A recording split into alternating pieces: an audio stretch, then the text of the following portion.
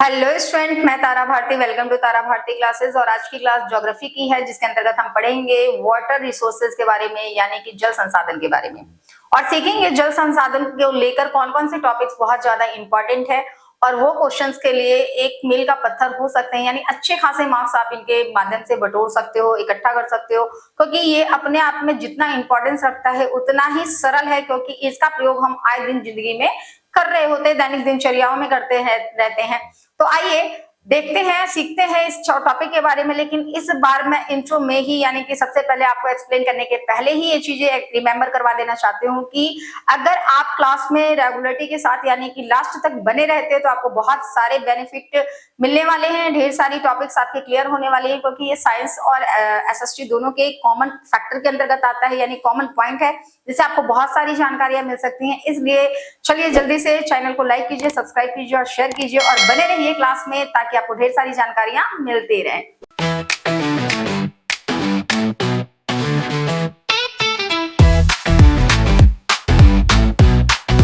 देखिए, ज्योग्राफी को लेकर हमारा ये जो टॉपिक है जल संसाधन, मैं आपको पहले, जैसा कि मेरा हमेशा से ये हैबिट रहा है कि मैं किसी भी चीज को एक्सप्लेन करने के पहले सबसे पहले उस टाइटल को एक्सप्लेन करती हूँ, ताकि आपको ये समझ में आए कि इस एक्सरसाइज के अंतर्गत, भले वो रिवीजन क्लास क्यों ना हो, आपको बहुत ढेर सारी जानकारी सिर्फ और सिर्फ शीर्षक देखने के बाद, यानी टाइटल देखने के बाद ही समझ में आ जाए। तो जैसा कि इसका टाइटल है जल और संसाधन, तो मैं सबसे पहले आपको एक्सप्लेन करना चाहूंगी कि संसाधन क्या होता है। संसाधन कहने का तात्पर्य आपके पास वो समस्त वस्तुएं जो आपकी आवश्यकताओं को पूरा करती हैं, वो संसाधन कहलाती हैं। यानी कि अगर हम इसे विधिवत तरीके से लिखना चाहें और ये बताना चाहें कि संसाधन की परिभाषा क्या होती है, तो संसाधन कहने का तात्पर्य होता है वह समस्त वस्तुएं जो मानवीय आवश्यकताओं को परिपूर्ण करती हैं, मानवीय आवश्यकताओं को पूरा करने का काम करती है, उन्हें संसाधन कहा जाता है। इनका वर्गीकरण दो पद्धतियों के आधार पर, यानी दो तरीके से किया जाता है। यानी कि दो तरह के संसाधन होते हैं। पहला संसाधन होता है आपका प्राकृतिक संसाधन, और बाकी आपने संसाधन वाले चैप्टर में पढ़ा है प्राकृतिक संसाधन। और दूसरा होता है मानव निर्मित संसाधन। दूसरा होता है मानव निर्मित संसाधन। मानव निर्मित, या फिर आप इसे कृत्रिम भी कह सकते हो। मानव निर्मित या फिर आप कृत्रिम का नाम भी आप इसे दे सकते हो। अगर हम बात करते हैं प्राकृतिक संसाधन की, तो प्राकृतिक संसाधन का तात्पर्य वे समस्त वस्तुएं हैं जो प्रकृति प्रदत्त होती है, यानी प्रकृति से प्राप्त होती हैं, लेकिन मानवीय आवश्यकताओं को परिपूर्ण करते हैं या मानवीय आवश्यकताओं को पूरा करने का कार्य करती हैं। तो यहाँ पर जल संसाधन जो है वो आपकी प्राकृतिक संसाधन के अंतर्गत आता है। प्राकृतिक संसाधन वे संसाधन होते हैं जो प्रकृति द्वारा प्रदत्त होते हैं, यानी प्रकृति हमें उसको देती है, जिसके लिए हम कोई भी मूल्य नहीं चुकाते हैं। प्रकृति द्वारा निःशुल्क हमें वो प्राप्त होती है और वो हमारी आवश्यकताओं को पूरा करती हैं। प्राकृतिक संसाधन कहने का तात्पर्य प्राकृति प्रदत्त, प्राकृति प्रदत्त। और अगर हम संसाधन की बात करें तो मानवीय आवश्यकताओं को संतुष्ट करने वाला, यानी मानवीय आवश्यकताओं को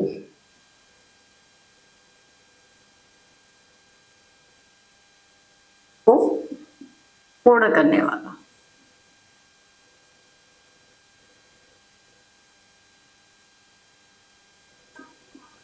अब जैसा कि आपको पता है कि अगर हम जल संसाधन की बात कर रहे हैं, तो इस पूरी की पूरी पृथ्वी पर 3/4 हिस्सा जो है वो जल का है। 3/4 हिस्सा जो है वो जलीय भाग है, जलीय भाग है। और बाकी सिर्फ और सिर्फ 1/4 हिस्से में आपकी भूमि है। लेकिन ऐसा नहीं है कि 3/4 हिस्सा अगर जलीय भाग है तो वो सारा जल हम अपने दैनिक क्रियाओं में इस्तेमाल में ला सकते हैं। नहीं, ऐसा नहीं है, क्योंकि वो जल लवणीय है और लवणीय जल का प्रयोग हम अपने दैनिक दिनचर्याओं में नहीं कर सकते।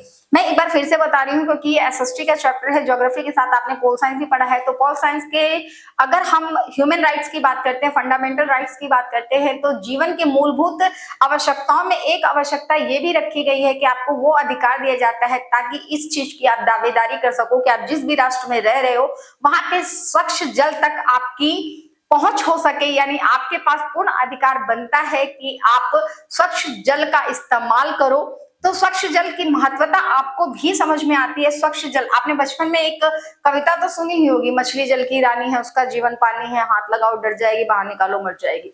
तो अगर मछली जैसे जलीय जीवों के लिए अगर पानी बहुत ज्यादा आवश्यक है, तो हम तो मनुष्य प्रजाति के हैं।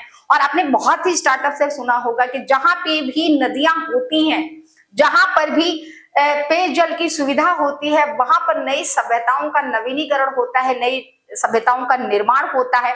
तो इसी को कंटिन्यूटी प्रोवाइड करते हुए हम आगे के टॉपिक्स को देखेंगे, उनका एक्सप्लेनेशन करेंगे, समझेंगे कि कौन कौन से इंपॉर्टेंट टॉपिक्स हमारे लिए बहुत ज्यादा वैल्यूएबल हैं। हम यहाँ पे बात करते हैं आगे के टॉपिक्स को लेकर। जल संसाधन के इंक्लूडेड टॉपिक्स के अंतर्गत पहला पॉइंट जो है वो आपके स्वच्छ जल को लेकर है। स्वच्छ जल की प्रतिशतता अगर हम बात करें तो लवणीय जल जो होती है वो आपके पूरे के पूरे जल की मात्रा में 96.5% है, और वहीं पे अलवणीय जल जो है वो 2.5% है। अगर हम भूमिगत जल की बात करते हैं तो भूमिगत जल की जो मात्रा है वो लगभग आपकी 30% से भी कम है। भूमिगत जल जो आपको प्राप्त होता है उसकी मात्रा 30% से भी कम है। अब स्वच्छ जल का प्रयोग हम कहाँ कहाँ करते हैं, तो हम अपने दैनिक दिनचर्याओं में स्वच्छ जल का इस्तेमाल करते हैं। पेय के लिए हम स्वच्छ जल का इस्तेमाल करते हैं। यहाँ पे स्वच्छ और लवणीय जल के बीच का अंतर आप देख लीजिए। स्वच्छ जल कहने का तात्पर्य ये है कि जिसमें लवण की मात्रा कम पाई जाती है और उस खारापन कम होता है, जिसके कारण हम उसका इस्तेमाल अपने दैनिक दिनचर्या में कर पाते हैं। जल की दुर्लभता, अब आप नॉर्मली देखें कि भारत जो है वो नदियों का देश कहा जाता है। यहाँ पर कई तरह के प्रवाह क्षेत्र हैं, कई तरह की द्रोणियां हैं, लेकिन उसके बावजूद भी जल एक दुर्लभ वस्तु मानी जाती है। एक ऐसा संसाधन जो सीमित है, आने वाले समय में वो कहीं ना कहीं जनसंख्या के हिसाब से इसकी जो रेटिंग है वो कम होती चली जाएगी। सबको उतना आवश्यकता के अनुसार नहीं मिल पाएगा जितने की उनकी रिक्वायरमेंट होगी। तो इसके लिए सतत पोषणीय विकास की आवश्यकता है, और इसी आधार पर हम इसका व्यवस्थीकरण या इसका सुनियोजन करते हैं ताकि सतत पोषणीय विकास के अंतर्गत जल की उपलब्धता आने वाली पीढ़ी में भी बनी रहे। अब जल की दुर्लभता की बात अगर हम करते हैं तो जल दुर्लभ किस प्रकार से है? दुर्लभ इस प्रकार से है क्योंकि पहली बात तो ये कि नदियों का प्रवाह होने के बावजूद भी अननोन गंतव्य तक नदियों के प्रवाह को पहुंचाना काफी डिफिकल्ट है। बहुत ऐसे भी क्षेत्र हैं जहां पर मृदु जल की या अलवणीय जल की झील, तालाब, नदियां या फिर पोखरे, ये सारी चीजें नहीं पाई जाती। राजस्थान और हरियाणा जैसे कुछ ऐसे भी क्षेत्र हैं जहां पर जल का संग्रहण करके जल का इस्तेमाल किया जाता है। वहां पे रोजाना की दिनचर्या में हमारे शहरी क्षेत्रों के सापेक्ष बहुत कम मात्रा में जल प्राप्त होता है। जो भी लोग दिल्ली जैसे एरियाज में रहते हैं उन्हें ये बात बहुत अच्छी तरीके से पता है कि उन्हें जल को लेकर कितनी किल्लतें झेलनी पड़ती है। आपके पास इकोनॉमिकली स्टेबिलिटी है, सारी सुविधाएं हैं, लेकिन उसके बावजूद भी पर्याप्त मात्रा में आप जल का उपयोग नहीं कर पाते हो। क्यों? क्योंकि उतनी उपलब्धता आपके क्षेत्र में जल की नहीं पाई जाती है। तो इसे दुर्लभता कहा जाता है। अगर आप अपनी आवश्यकता अनुसार जल का संग्रहण नहीं कर सकते हो, आप उसका इस्तेमाल नहीं कर सकते हो, तो ये दुर्लभ ही माना जाता है। अब बात आती है जल की दुर्लभता का हानिकारक प्रभाव क्या होता है। हानिकारक प्रभाव कहने का तात्पर्य होता है कि अगर आपके शरीर मात्र में जल की कमी आ जाए तो आपको कई तरह की शारीरिक समस्याओं को झेलना पड़ता है। अगर किसी भी एक क्षेत्र में जल दुर्लभ हो जाए तो उसके कई हानिकारक प्रभाव पड़ सकते हैं, जैसे कि पारिस्थितिकी का विचलन होना, प्रदूषण का बढ़ जाना, और सर्वाइवल कंडीशन यानी कि दैनिक दिनचर्याओं को लेकर भी असमंजसता आ सकती है। तो ये सारे हानिकारक प्रभाव हैं। मैं आपको पहले भी बता के चल रही हूँ कि ये रिवीजन क्लासेस है, तो हर एक टॉपिक को एक्सप्लेन कर पाना थोड़ा सा डिफिकल्ट होगा। यहाँ पे मैं सिर्फ और सिर्फ इंट्रो और उससे रिगार्डेड कुछ इंपॉर्टेंट पॉइंट्स आपको बताते हुए चल रही हूँ। अगला टॉपिक है बांध। बांध को लेकर हम जैसा जानते हैं कि कहीं पे भी अगर बाढ़ या सूखे जैसी परिस्थिति आती है तो जो बाढ़ के सापेक्ष जो जल की मात्रा में बहुत बड़ा बदलाव आता है, अचानक से जल की मात्रा में ज्यादा नियमन हो जाता है या ज्यादा वृद्धि हो जाने के सापेक्ष हम क्या करते हैं, वहां पर कुछ बांध जैसी या कुछ ऐसी परियोजनाओं का निर्माण करते हैं जिससे कि हम सीमित मात्रा में किसी निश्चित क्षेत्र में जल का निकास कर सकें या फिर जल का व्यवस्थीकरण कर पाए। इसे एक सुनियोजित व्यवस्था कहा जाता है। जैसे कि आपने भाखड़ा नागल बांध के बारे में सुना होगा, या फिर आपने दामोदर घाटी या नर्मदा बांध के बारे में सुना होगा। तो ये सारी जो चीजें हैं ना, वो बांध बनाकर उस क्षेत्र के रिगार्डेड, मतलब किसी भी एक नदी के इर्द गिर्द जितने भी क्षेत्र होते हैं वहां पर किस क्षेत्र को कितनी मात्रा में जल चाहिए उसकी आवश्यकता के अनुसार बांध के द्वारा नदियों के जल को उस क्षेत्र में छोड़ा जाता है ताकि वो अपनी क्रियाओं का संपादन कर सके। अब वो क्रिया कृषि के आधार पर भी हो सकती है, दैनिक दिनचर्या के आधार पर भी हो सकती है। बहुउद्देश्य नदी परियोजना क्या होती है? आपने पंजाब या इलाहाबाद या फिर आपने अलग अलग मध्य प्रदेश जैसे राज्यों के बारे में सुना होगा जहां पर एक साथ कई नदियों का प्रवाह होता है। जैसे पंजाब में 5 नदियां एक साथ प्रवाहित होती हैं। अब वहां पर अगर बहुत ढेर सारी नदियां हैं तो जल का प्रवाह भी अच्छा खासा होगा और वो सारे समुचित रूप से उस जल का इस्तेमाल नहीं करते। कई बार क्या होता है, एक ही नदी कई राज्यों से होकर गुजरती है, किसी एक राज्य में उस पूरे पानी का इस्तेमाल या उस पर बांध बना दिया जाए तो आगे जाने वाले राज्यों में जहां पर उनका प्रवाह है उनको उनका फायदा नहीं मिलेगा। तो ऐसी कंडीशन में बहुउद्देश्य नदियों पे यानी बहुउद्देश्य नदी परियोजना बनाई जाती है जिससे कि एक साथ एक या दो नदियों के सापेक्ष आने वाले पानी को वितरित किया जाता है अन्य राज्यों के बीच में ताकि वो उसका बेनिफिट उठा सके और अपने कृषि संबंधी समस्याओं को दूर कर सके, ताकि वो अपने कृषि में उपजाए जाने वाले फसलों को सही समय पर और सुनियोजित तरीके से सिंचाई करके अपनी पैदावार या अपने उत्पादन क्षमता को बनाए रखें। इसके हानिकारक पक्ष भी होते हैं। जैसा हमें पता है कि पाप है तो पुण्य है, सत्य है तो असत्य है, ठीक उसी तरीके से जहां बाढ़ है दूसरी तरफ निश्चित रूप से सूखा होगा। तो इनको मैनेज करने के लिए, इनके बीच में संतुलन बनाने के लिए ये आवश्यक हो जाता है कि हम इसका समुचित नियोजित ढंग से इस्तेमाल करें। बेनिफिट है कि आप इससे अपनी आजीविका को बिना रोके, बिना किसी तरह का रुकावट, किसी विभक्तिकरण के आप अपने उसको कंटिन्यूटी प्रोवाइड कर सकते हो, विद्युत का उत्पादन कर सकते हो, पारिस्थितिकी को डेवलप कर सकते हो, कई तरह की परियोजनाएं चलाई जा सकती है, इंडस्ट्रियलाइजेशन हो सकता है, मानव की बस्तियां बनाई जा सकती हैं। ठीक जैसे कि अगर हम इसके लाभ को अंकित कर रहे हैं, हमने उसी का नेगेटिव फैक्टर दिखा दिया तो वो हानि में चला जाता है। जैसे कि अगर हम जरूरत से ज्यादा बिजली का उत्पादन करें तो पानी की गुणवत्ता खत्म हो जाती है। सिंचाई का प्रयोग अगर जरूरत से ज्यादा करें तो सिंचाई के कंडीशन में उसका दुरुपयोग हो सकता है। उर्वरक और खाद के इस्तेमाल के कारण पानी धीरे धीरे एसिडिक हो सकता है, उससे अम्लीय वर्षा का प्रभाव होना, पारिस्थितिकी का विखंडित होना, तो ये सारे उसके दुष्प्रभाव है। अगर आपको लाभ के फैक्टर याद है तो आप उसके ठीक नेगेटिव फैक्टर्स को लेकर उसकी हानि दर्शा सकते हो।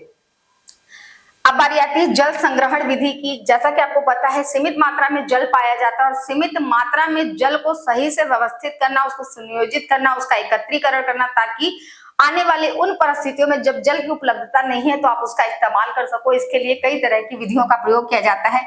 जल संग्रहण विधि में जो हमारे परंपरागत तरीके से इस्तेमाल की जाने वाली विधियां हैं, पहला है छत संग्रहण विधि, दूसरा है बाढ़ जल वाहिनिकाएं। बाढ़ जल वाहिनिकाओं में मैं बता दूं, जो क्षेत्र बाढ़ से ग्रसित होता है उसे छोटे छोटे नहरों से कनेक्ट कर दिया जाता है ताकि बाढ़ ग्रसित क्षेत्रों के जल को अलग अलग वाहिनिकाओं के माध्यम से अलग अलग क्षेत्रों में प्रवाहित किया जा सके और उसका जो कि एक हार्मफुल फैक्टर है उसको बेनिफिशियल फैक्टर्स में कन्वर्ट किया जा सके। अब सबसे लास्ट तरीका जो कि आपके हरियाणा और राजस्थान में इस्तेमाल किया जाता है वो है खादीन या फिर जोहड़। 2 पॉइंट्स और बच जाते हैं, एक ये कि बास ड्रिफ्ट सिस्टम क्या होता है और सबसे लास्ट नर्मदा बचाओ अभियान जो था वो। इन दोनों को लेकर आपके टॉपिक बहुत इंपॉर्टेंट होने वाले हैं। जैसे नर्मदा बचाओ वाला जो सिस्टम है उसको लेकर जो आंदोलन चलाए गए थे वो कब हुआ था, किसके द्वारा हुआ था, उसमें सम्मिलित लोग क्या थे, उसके हानिकारक फैक्टर क्या थे, उससे बेनिफिशियल कंडीशंस क्या क्या है। तो ये सारे इंपॉर्टेंट क्वेश्चंस हैं जो आपके लिए बहुत ज्यादा महत्वपूर्णता रख के साथ आपके प्रश्न में पूछे जा सकते हैं। जैसा मैंने आपको बताया ये रिवीजन क्लासेस और बहुत बड़ा चैप्टर नहीं है, इसको लेकर आपने साइंस और एसएसटी दोनों में ही टॉपिक्स को आपस में मर्ज करके पढ़ा होगा। और अगर आप थोड़ा सा पॉइंट्स को ध्यान पे रखो, सिर्फ इतने पॉइंट्स को भी अगर आप पढ़ लेते हो तो मैं 100% श्योर आपको क्लियरिटी प्रोवाइड करती हूँ कि आप पूरी तरीके से इससे संबंधित प्रश्नों को हल कर सकते हो। लास्ट एक बार मैं फिर से आपको रिमेंबर कराना चाहूंगी कि जितने भी क्लासेस हैं आप उनको एंड तक देखिए ताकि आपको ढेर सारी जानकारियां मिले, आप अपने प्रश्नों को हल कर पाओ। अगर आपने अभी भी इस चैनल को लाइक, सब्सक्राइब और शेयर नहीं किया है तो प्लीज आप इसे लाइक कीजिए, सब्सक्राइब कीजिए, शेयर कीजिए, अपने दोस्तों को बताइए। मैं आपको बार बार इस बात की जानकारी दे रही हूं कि अभी जो भी क्लासेस हैं वो सिर्फ और सिर्फ आपके पेपर बेस्ड के हिसाब से दिए जा रहे हैं ताकि आप पेपरों को हल करने में आपको थोड़ी बहुत सहायता मिल सके। पेपरों के बाद जितने भी क्लासेस होंगे वो अल्टरनेटिव हर सब्जेक्ट को, हर क्लास को लेकर होंगे।